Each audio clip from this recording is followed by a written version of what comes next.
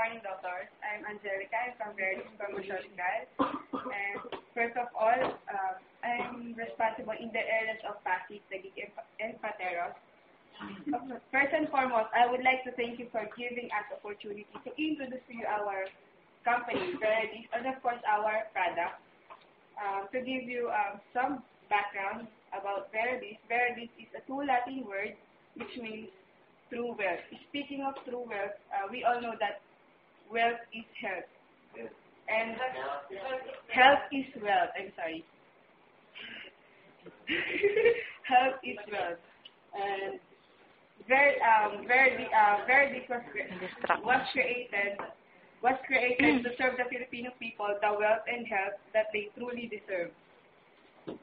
And actually, Verdes is a new company and a year-old company. Less than a year-old company. Can you introduce to you the corporate setup? Verdes was registered last September 14 and October 8 with second BIFA respectively. And our corporate office is in Pasig City. Of course, our operating principle. Innovations are not created by asking what's feasible, but pursuing past and existing limits. Let me share with you our goals. Our goal is to distinguish ourselves in